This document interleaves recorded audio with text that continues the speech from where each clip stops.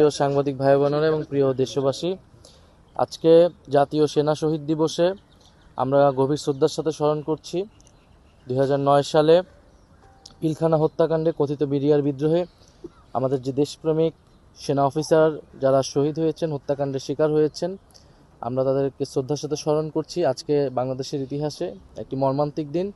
57 জন দেশপ্রেমিক সেনা অফিসার সহ আরও আরও 74 জন, প্রায় 74 জন ব্যক্তি আজকে কিন্তু নিহত হয়েছিলেন। এবং 2008 সালের যেই পরিকল্পিত ষড়যন্ত্রমূলক ইলেকশন, সেই ইলেকশনের মাধ্যমে আওয়ামী লীগ প্রথমে এসেই প্রথম টার্গেট করেছিল বাংলাদেশ সেনাবাহিনীকে, এই প্রতিষ্ঠানটিকে। কারণ বাংলাদেশের গণতন্ত্র, বাংলাদেশের স্বাধীনতা, সার্বভৌমত্বে রক্ষায় সবচেয়ে বেশি অগ্রণী ভূমিকা রাখতে পারত এই সেনাবাহিনী। ফলে সেনাবাহিনীকে দুর্বল করা এবং যে একটা মাস্টার প্ল্যান নিয়ে 2008 সালে আওয়ামী লীগ ক্ষমতা এসেছিল, ফ্যাসিবাদ কায়েম করেছিল, সেই পরিকল্পনার অংশ হিসেবে শুরুতে সেনাবাহিনীর বিরুদ্ধে এই নীল নকশা ষড়যন্ত্র চালানো হয় এবং যার সাথে জড়িত ছিল পার্শ্ববর্তী দেশ ভারত এবং বাংলাদেশ আওয়ামী লীগ, ফ্যাসিস্ট আওয়ামী লীগ, তারা এই পরিকল্পনার সাথে সরাসরি অংশ ছিল। ফলে আজকের দিনে আমরা শুধু শ্রদ্ধাঞ্জলি জানাতেই আসি নাই। আজকের দিনে আমাদের বক্তব্যটি হচ্ছে যে এই হত্যাকাণ্ডের বিচার আমরা চাই এবং বিডিআর যারা গ্রেফতার করা হয়েছিল বিভিন্ন সময়, আমরা মনে করি না যে সেটা সব সুষ্ঠু বিচার বা ন্যায় বিচার হয়েছিল। কারণ আমাদের কাছে কিন্তু পুরো ঘটনাটা আসলে জাতির সামনে এখন উন্মুক্ত হয়নি। ইন্টারিম গভর্নমেন্টের সময় তদন্ত কমিশন করা হয়েছে। আমরা চাই সেই তদন্ত কমিশন পুরোটা উন্মুক্ত হবে জাতির সামনে এবং সেই অনুযায়ী তার যে সুপারিশ থাকবে তদন্ত কমিটি, সেই সুপারিশগুলো বাস্তবায়িত হবে এবং জাতি ন্যায় বিচার হবে। সকলেই ন্যায় বিচার হবে, যারা ভিকটিম তারা ন্যায় বিচার পাবে, যারা দোষী প্রকৃত অর্থে তাদেরকে যাতে বিচারের আওতায় আনা হয়। আজকের দিনে আমাদের এটাই আমাদের চাওয়া, এই নতুন সরকার তারা যাতে ইন্টারিম গভর্নমেন্টের সেই যে তদন্ত কমিশন, সেই তদন্ত কমিশনের রিপোর্ট অনুযায়ী কাজ করে।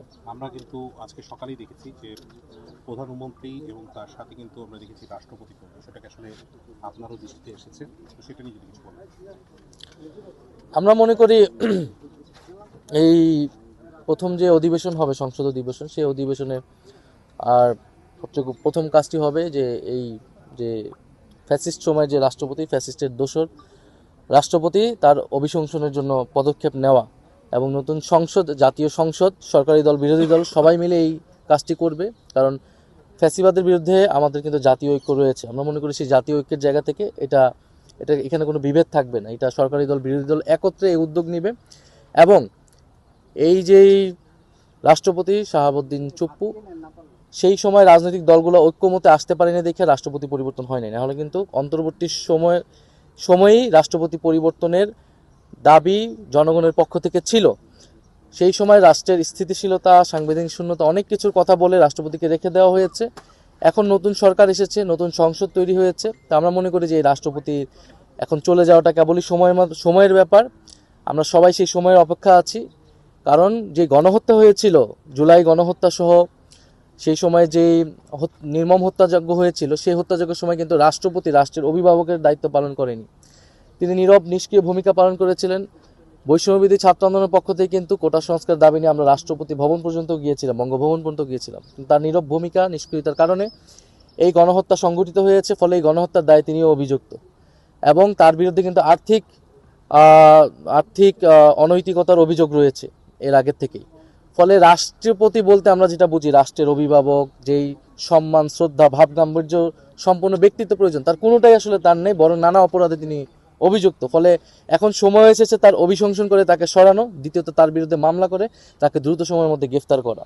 এটা আমরা মনে করি এই নতুন সরকারের অন্যতম দায়িত্ব। এই রাষ্ট্রপতি কিন্তু শহীদ প্রেসিডেন্ট জিয়াউর রহমানের বিরুদ্ধেও আপনার বিরুদ্ধাচরণ করেছে, মানে নেতিবাচক বক্তব্য দিয়েছে, খালেদা জিয়ার বিরুদ্ধে নেতিবাচক বক্তব্য দিয়েছে। এবং ফলে আমরা মনে করি যে এই ফ্যাসিস্ট সময়ের চিহ্ন যে রাষ্ট্রপতি, সেই রাষ্ট্রপতিকে দ্রুত সময়ের মধ্যে আসলে গ্রেফতার করা প্রয়োজন। এবং তিনি যে ধরনের সাক্ষাৎকার দিয়েছেন, সেটাও তো আসলে শপথ লঙ্ঘন হয়েছে। ফলে কোনোভাবেই আসলে এই রাষ্ট্রপতি আর এই দায়িত্বে, এই পদে থাকার আসলে যোগ্য নয়। আমরা মনে করি এটা সরকারের দায়িত্ব, সরকার সেটা ভূমিকা রাখে। বিভিন্ন জায়গায় হচ্ছে আওয়ামী লীগের অফিস খোলা নিয়ে অভিযোগ আনা হয়েছে এবং এনসিপি যারা নেতাকর্মী, বিশেষ করে সার্জিস আলম এবং হান্নান মাসুদ, তারা কিন্তু অনেক অভিযোগ করছিলেন যে হচ্ছিল বিভিন্ন জায়গায় বিশেষ করে এলাকাগুলোতে তাদের উপর হামলা চালানো হচ্ছে।